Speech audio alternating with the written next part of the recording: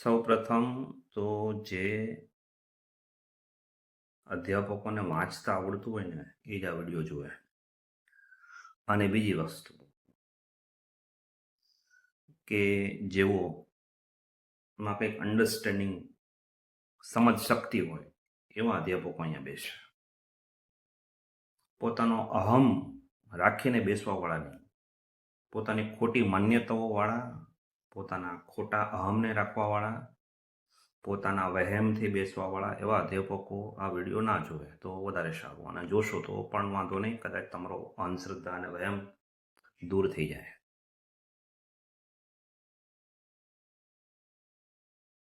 વાત કરવાની છે આંતરિક મૂલ્યાંકન. આંતરિક મૂલ્યાંકન આપણે પહેલેથી જ વાત કરીએ, શરૂઆતથી જ વાત કરીએ. આપણે જે વર્ષોથી પેઢીઓ સુધી પરીક્ષા અહીંયા ઘુસાડીને રાખ્યા હતા, આંતરિક પરીક્ષા, આંતરિક કસોટી, આવી બધી વાતો કરતા હતા. હવે એનઈપીની અંદર એનું નામ બદલાયું છે.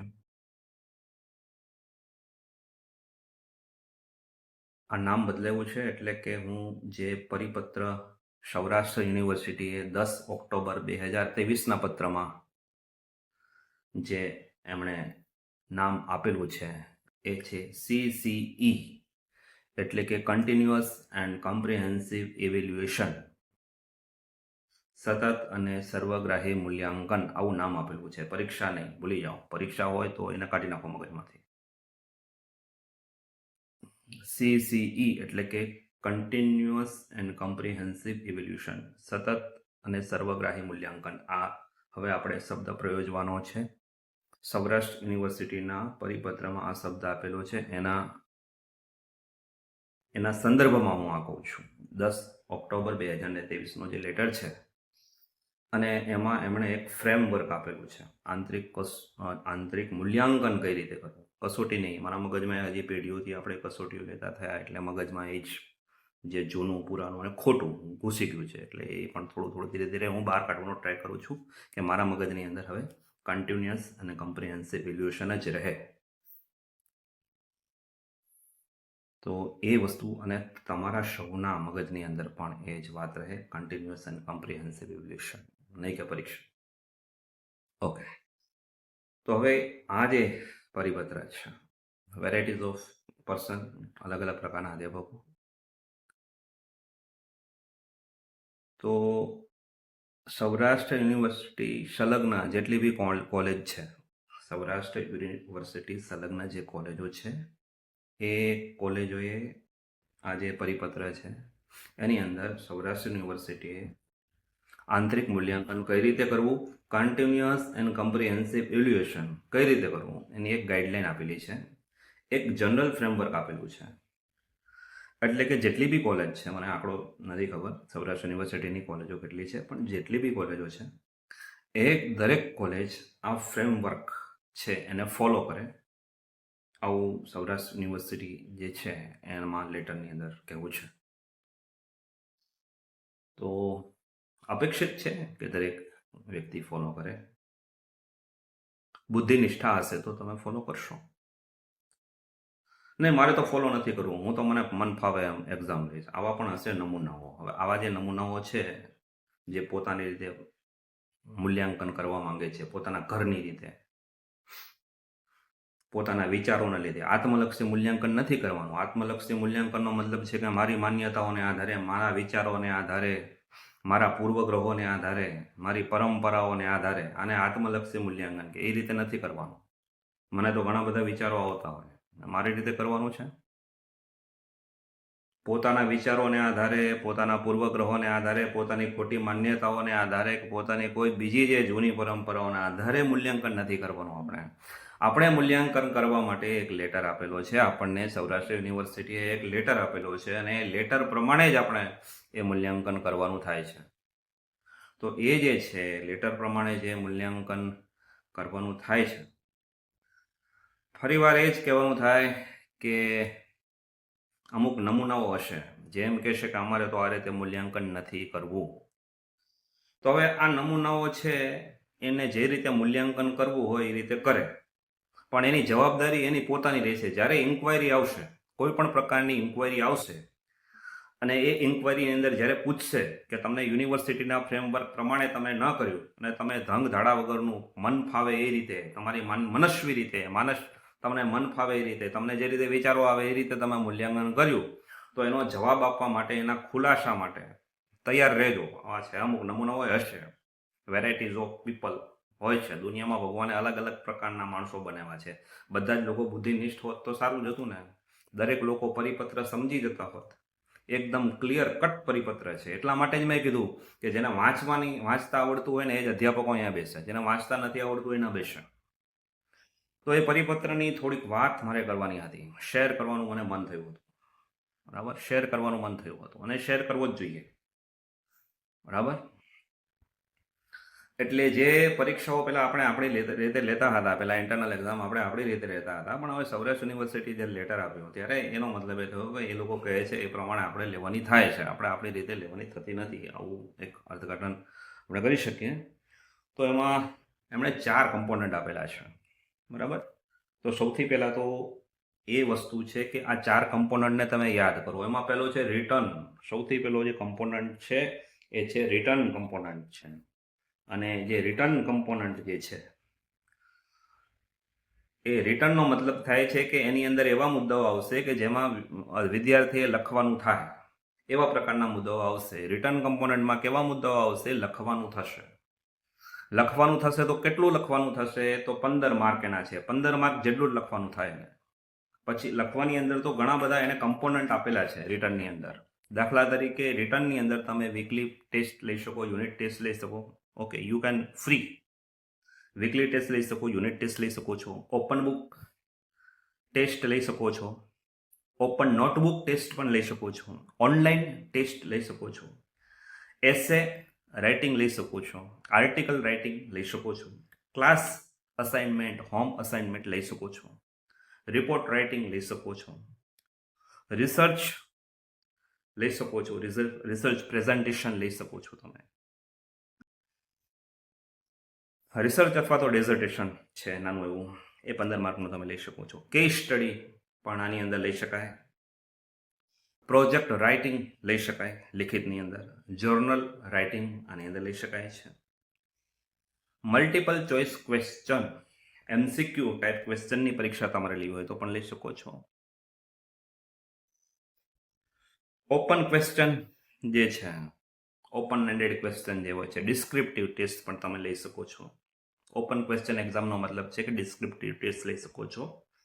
અને બીજું અસાઇનમેન્ટ લઈ શકો છો. આ અથવામાં છે, બધી જ વસ્તુ લેવાની નથી થતી, કારણ કે 15 માર્ક્સની અંદર વીકલી અથવા યુનિટ ટેસ્ટ અથવા ઓપન બુક અથવા ઓપન નોટ ટેસ્ટ અથવા ઓનલાઈન ટેસ્ટ અથવા essay, article writing, class assignment અથવા home assignment, report writing, research જે છે એ, અથવા તો રિસર્ચ અથવા dissertation, case study, project writing, journal writing, MCQ, open ક્વેશ્ચનનો મતલબ ડિસ્ક્રિપ્ટિવ પરીક્ષા પણ લઈ શકો છો, MCQ પરીક્ષા પણ લઈ શકો છો. અને બીજું છે અસાઇનમેન્ટ. તો આ છે રિટર્ન, WRITTEN. રિટર્નનો મતલબ છે કે લેખિતની અંદર આ લઈ શકો છો. આ કોણે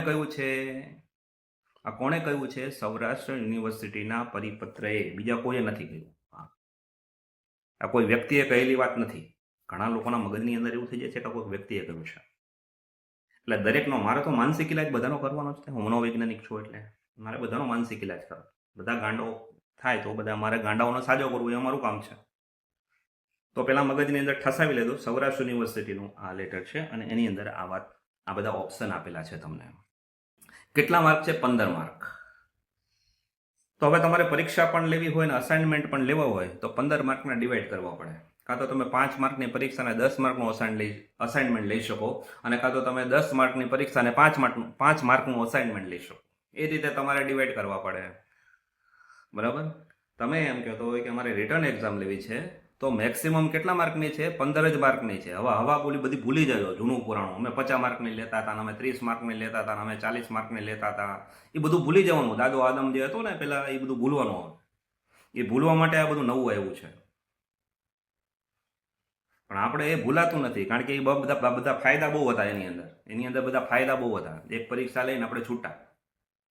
અહીંયા આપણે ઇન્વોલ્વમેન્ટ થાય છે, આપણે ઇન્વોલ્વ થવું નથી. પ્રોબ્લેમ અહીંયા છે, દાનત છે ને અંદરની જે દાનત છે આપણી સારી નથી. હતો ને પેલા એ બધું ભૂલવાનું આવે, એ ભૂલવા માટે આ બધું નવું આવ્યું છે, પણ આપણે એ ભૂલાતું નથી, કારણ કે એ બધા ફાયદા બહુ હતા એની અંદર બધા ફાયદા બહુ હતા. એક પરીક્ષા લઈને આપણે છૂટા. અહીંયા આપણે ઇન્વોલ્વમેન્ટ થાય છે, આપણે ઇન્વોલ્વ થવું નથી. પ્રોબ્લેમ અહીંયા છે, અહીંયા પ્રોબ્લેમ આપણી અંદર આપણી જે દાનત છે ને અંદરની જે દાનત છે આપણી સારી નથી. કારણ કે આમાં વિદ્યાર્થીઓ સાથે ઇન્વોલ્વ થવાનું થાય, એ આપણને ગમતું નથી. કારણ કે આપણે પહેલાં તો વિદ્યાર્થીઓ સાથે ઇન્વોલ્વ જ નતા થતા. એક પરીક્ષા લઈ લીધી, અસાઇનમેન્ટ તો જ્યારે આવે ત્યારે આપી દે, અને કામ થયું પૂરું. તો અહીંયા રિટર્ન એક્ઝામ છે, માત્ર ને માત્ર 15 માર્ક્સની છે. 15 કરતા 16મો માર્ક નથી. મગજની અંદર ફિટ કરવાની. રિટર્ન એક્ઝામ કેટલા માર્ક્સની છે? Only 15 marks. રિટર્ન પરીક્ષા માત્ર ને માત્ર 15 માર્કની છે. આ મગજની અંદર અહીંયા લખી નાખજો, અને ન લખાય તો 50 વાર નોટબુકમાં લખી નાખજો. રિટર્ન પરીક્ષા મેક્સિમમ 15 માર્ક્સની છે. માત્ર 15 માર્ક્સ નહીં, તો માત્ર તમે રિટર્ન એક્ઝામ લ્યો તો 15 માર્ક છે, પણ રિટર્ન એક્ઝામ પણ લેવું છે ને અસાઇનમેન્ટ પણ લેવું છે તો 7.5 માર્ક અને 7.5 માર્ક એ રીતે તમારે કરવું પડશે. અથવા તો 10 માર્કની રિટર્ન એક્ઝામ અને 5 માર્કના અસાઇનમેન્ટ, અથવા 5 માર્કની અસાઇનમેન્ટ અને 10 માર્કનું રિટર્ન, જે રીતે તમારે રહેવું હોય એ રીતે. વિદ્યાર્થીઓ ઓછામાં ઓછા હેરાન થાય એ એક સારો અધ્યાપક ઈ છે. જો વિદ્યાર્થીઓ પ્રત્યે ફિલિંગ હોય તો, લાગણી હોય તો, બરાબર. એટલે 15 માર્કની અંદર આપણે કેટલું લેવું? 15 માર્કની કાં તો પરીક્ષા લઈ લ્યો અથવા 15 માર્કનું અસાઇનમેન્ટ લઈ લ્યો. ઓકે. અને તમારે બે વસ્તુ લેવી હોય તો મને કોઈ વાંધો નથી. હું કોણ કહેવા વાળો છું કે તમે બધી વસ્તુ બધું લેવું હોય તો બધું લ્યો. 1 માર્કની અંદર જેટલા કમ્પોનન્ટ છે એ 2 માર્કની અંદર લઈ લ્યો. તો કેટલા માર્ક છે રિટર્ન એક્ઝામના? આ જે બધા કમ્પોનન્ટના રિટર્ન જે છે હેડ છે, મેઇન હેડિંગ કયું છે? Return component. રિટર્ન એક્ઝામ નહીં, રિટર્ન કમ્પોનન્ટ. મારે બોલવામાં થોડી ભૂલ થઈ. રિટર્ન કમ્પોનન્ટના 15 માર્ક છે, રિટર્ન એક્ઝામ માત્ર નહીં. પણ એની અંદર વીકલી અથવા તો યુનિટ ટેસ્ટ છે, ઓપન બુક, આમાં હું બધા જ બોલ્યો, એટલે હું વારંવાર રિપીટ નથી કરતો. આ બધામાંથી તમે કોઈ પણ ચૂઝ કરી શકો છો, અને તમે એ ચૂઝ કરી અને જે તમને પસંદ પડે એ તમે 15 માર્કનું લઈ શકો છો. આ રિટર્ન કમ્પોનન્ટ. કયું કમ્પોનન્ટ છે? Return component. કેટલા માર્કના છે? 15 માર્કનો. એની અંદર રિટર્ન એક્ઝામ પણ છે અને અસાઇનમેન્ટ પણ છે. તમારે બંને ડિવાઈડ કરવા હોય તો 15 માર્કમાં ડિવાઈડ કરો, એક જ રાખવું હોય તો એક રાખો. મગજમાં ક્લિયર થઈ ગયું? જો ન ક્લિયર થયું હોય તો મને મળવા માટે રૂબરૂ આવજો. ઓકે. તો રિટર્ન કમ્પોનન્ટ પૂરો થઈ ગયો. રિટર્નની જેવો બીજો જે કમ્પોનન્ટ છે એ ઓરલ છે. જે ઓરલ કમ્પોનન્ટ જે છે એ ઓરલ કમ્પોનન્ટની અંદર શું છે? ઓરલનો મતલબ છે મૌખિક. લેખિત એક આપણે ઇવેલ્યુએશન કર્યું. હવે આપણે મૌખિક પણ કરવાનું થાય વિદ્યાર્થીનું. તો મૌખિક ઇવેલ્યુએશનમાં શું કરી શકો તમે? કે જેમાં બોલવાની વસ્તુ આવશે. તો બોલવાની જેટલી પણ વસ્તુઓ છે એમાં છે વાઇવા અથવા તો ઓરલ એક્ઝામ તમે લઈ શકો. વાઇવા લઈ શકો, ઓરલ એક્ઝામ લઈ શકો, ગ્રુપ ડિસ્કશન લઈ શકો છો, રોલ પ્લે લઈ શકો છો, ઓથેન્ટિક પ્રોબ્લેમ સોલ્વિંગ લઈ શકો છો, ક્વિઝ લઈ શકો છો, ઇન્ટરવ્યુ લઈ શકો છો, ઓપન બુક રીડિંગ લઈ શકો છો,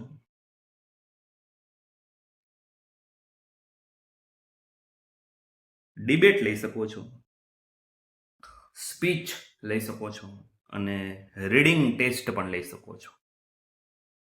તો આ જે સૌરાષ્ટ્ર યુનિવર્સિટીએ પરિપત્ર કર્યો એ જ છે. તમને ખબર જ હશે, પણ તમે એનું ચિંતન કર્યું છે કે નહીં મને ખબર નથી. દરેક વસ્તુ આપણને ગમે પણ ખરી અને ન પણ ગમે. ગમવું કે ન ગમવું એ આપણું પોતાનું પર્સનલ વસ્તુ છે. ગમા અણગમાને સાઈડમાં રાખવાની, આપણી માન્યતાઓને સાઈડમાં રાખવાની, આપણા પૂર્વગ્રહોને સાઈડમાં રાખવાના, આપણા ખોટા વિચારોને સાઈડમાં રાખવાના, આપણી અંદર મગજમાં કચરો ભર્યો હોય એને પણ સાઈડમાં રાખવાનો. આપણે જે કરવાનું છે એટલે એ કરવાનું જ છે, બરાબર. શૈક્ષણિક કાર્ય કરવાનું છે એ કરવાનું છે. પછી તમને ગમતું હોય કે ન ગમતું હોય એ પ્રશ્ન નથી, બરાબર. એ એથિકલ પ્રશ્ન થઈ ગયો, નીતિમત્તાનો પ્રશ્ન. આપણે નીતિમત્તાની અહીંયા ચર્ચા નથી કરવાની. આપણે અહીંયા જે ક્લિયર કટ વસ્તુ કીધી છે, નાના બાળકને પણ જો આ બતાવ્યું હોય આ લેટર, તો નાના બાળકને પણ સમજાઈ જાય કે શું કરવાનું છે મારે એક્ઝેક્ટ. તો ઓરલની અંદર તમે વાઇવા અથવા તો ઓરલ એક્ઝામ જે છે, ઓરલ કમ્પોનન્ટ છે, એના 10 માર્ક છે. તો વાઇવા અથવા તો ઓરલ એક્ઝામ લેવું, ગ્રુપ ડિસ્કશન લેવું તો એ ક્વિઝ લેવું હોય તો quiz, role play, interview, open book reading, interform debate, speech, reading test, આ બધું છે. બરાબર. તો આમાંથી તમને જે પસંદ આવે એ તમે લઈ શકો છો. 10 માર્કની અંદર એ છે. ત્રીજું કમ્પોનન્ટ છે રિટન, ઓરલ, અને ત્રીજું છે પ્રેક્ટિકલ. ત્રીજું કમ્પોનન્ટ કયું છે? પ્રેક્ટિકલ. તો પ્રેક્ટિકલની અંદર તમે લેબ વર્ક, જો તમારે લેબ હોય, પ્રેક્ટિકલ હોય, એ સબ્જેક્ટમાં લેબ વર્ક તમે કરાવી શકો. અમારે સાયકોલોજીમાં લેબ છે તો અમે લેબ વર્ક કરાવી શકીએ. એ સિવાય કોમ્પ્યુટર સિમ્યુલેશન વર્ક છે. તો કોમ્પ્યુટર સિમ્યુલેશન વર્ક માટે પણ કોમ્પ્યુટરની લેબ હોવી જરૂરી છે. 200-500 કોમ્પ્યુટર કોલેજમાં હોવા જરૂરી છે, ત્યારે જ આપણે કોમ્પ્યુટર સિમ્યુલેશન વર્ક કરાવી શકીએ. તો આવી કોઈ સુવિધા હોય કે આપણી કોલેજની અંદર 200-500 કોમ્પ્યુટર હોય તો આપણે આ કામ કરાવી શકીએ કોમ્પ્યુટર રિલેટેડ વર્ક પ્રેક્ટિકલની અંદર. વર્ચ્યુઅલ લેબ્સ જે છે એ માટે પણ કોમ્પ્યુટર જરૂરી છે, વર્ચ્યુઅલ લેબ્સ માટે. એ સિવાય ક્રાફ્ટ વર્ક તમે કરાવી શકો. ક્રાફ્ટ વર્ક, એક પેપરની અંદર તમે કોઈ મુદ્દાઓને ડેકોરેટ કરીને ક્રાફ્ટ બનાવી શકો. કો-કરિક્યુલર વર્ક એટલે કે સહ અભ્યાસકીય પ્રવૃત્તિ જે છે, અભ્યાસની સાથે સાથે જે આપણે વર્ક કરીએ છીએ એ પણ પ્રેક્ટિકલની અંદર જ એના માર્ક્સ જે છે, પ્રેક્ટિકલના જે 10 માર્ક છે એની અંદર કો-કરિક્યુલર વર્કની અંદર આવી શકે. મને લાગે છે કે NSS, NCC આ બધી કો-કરિક્યુલર એક્ટિવિટી છે, સપ્તધારાની એક્ટિવિટી પણ કો-કરિક્યુલર એક્ટિવિટી છે. Activities and brain storming game, આ સિવાય પણ તમે બીજી એક્ટિવિટી કરી શકો. બ્રેન સ્ટોર્મિંગ ગેમ્સ તમે રમાડી વિદ્યાર્થીઓની પાસે એમને તમે પ્લે કરાવી શકો. તો આ પ્રેક્ટિકલ કમ્પોનન્ટ જે છે, પ્રેક્ટિકલ કમ્પોનન્ટની અંદર આટલા બધી વસ્તુ છે. લેબ વર્ક છે, કોમ્પ્યુટર સિમ્યુલેશન વર્ક છે, વર્ચ્યુઅલ લેબ છે, ક્રાફ્ટ વર્ક છે, કો-કરિક્યુલર વર્ક છે, એક્ટિવિટીઝ અને બ્રેન સ્ટોર્મિંગ. તો 10 છે. તો પહેલો કયો છે? પહેલો છે રિટર્ન, બીજું છે ઓરલ અને ત્રીજું છે પ્રેક્ટિકલ. મગજમાં આવ્યું? ત્રણ કમ્પોનન્ટ ફરજિયાત છે. આમાંથી કોઈ છટકવાની વાત જ નથી. કોઈ માણસ કહે કે મારે આમાંથી કંઈ કરવું નથી તો એ પોતાની જવાબદારી માટે પોતે તૈયાર રહે. એને છટકવું નથી તો પોતે છે એની જવાબદારી પોતે લે કે ભવિષ્યમાં જો ઇન્કવાયરી આવશે કે તો એની માટે તમે તૈયાર રહેવાનું છે. તમારે જો આ પ્રમાણે ન કરવું હોય તો તમે તૈયાર રહેજો. ઓકે. ખોટા રસ્તે ચાલવું હોય તો પરિણામો માટે તૈયાર રહેવું. ગમે ત્યારે કંઈ પણ થઈ શકે. ખોટા રસ્તે જવાની તમને છૂટ છે. છૂટ ના હોવી જોઈએ, પણ હવે જે માણસો અસામાજિક છે એને તો એ શું કરવાના? એ કોઈનું નહીં માને. અસામાજિક તત્વો તો કોઈનું માનવાના નથી. એ તો પોતાની રીતે જ કરવાના. એને કોઈ નીતિ નિયમો, એને કોઈ વસ્તુ લાગુ નથી પડતી એટલા માટે. બીજી વસ્તુ છે ઇન્ટિગ્રેટેડ. તો ચાર કમ્પોનન્ટ છે. તો ઇન્ટિગ્રેટેડ જે છે એ 10 માર્કનું છે.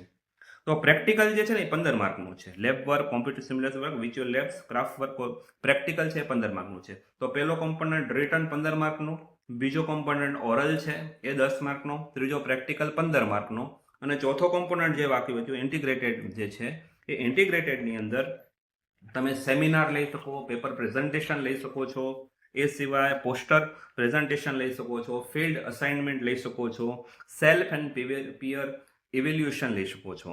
તો આ જે છે ઇન્ટિગ્રેટેડના 10 માર્ક. તો આ રીતે ટોટલ 50 માર્કનું એક ગાઈડલાઈન આપેલી છે, અને એ ગાઈડલાઈન પ્રમાણે આમાં જે મુદ્દાઓ આપેલા છે એ પ્રમાણે એ મુદ્દાઓ જે છે કોઈ વ્યક્તિએ બનાવેલા મુદ્દાઓ નથી. એ આપણને જનરલ જે લેટર છે એ સૌરાષ્ટ્ર યુનિવર્સિટીનો જે 10 ઓક્ટોબરને 2023નો જે લેટર છે કે જેની અંદર કન્ટિન્યુઅસ એન્ડ કમ્પ્રિહેન્સિવ ઇવેલ્યુએશનની વાત કરી છે, અને એ પ્રમાણે આપણે કરવાનું થાય છે. આઈ થિંક એ પ્રમાણે જ આપણે કરવું જોઈએ. મને એવું લાગે છે. I think it's better if I do that. If you don't want to, according to that, your university, you will be prepared for the consequences of your act, antisocial act or anything act that you already in your mind or in your personality. Okay, so here is some I just talked about some framework. It's a clear framework of some comprehensive and continuous and comprehensive evaluation. It's not an internal exam. It's the continuous and comprehensive evaluation. Then it has 4 components: written, oral, practical, and integrated. And 4 have the 15, 10, 10, and 15. This is the division of the marks. You understand that, you know that. So here I come with my work on the now. She will okay. Why? What's left?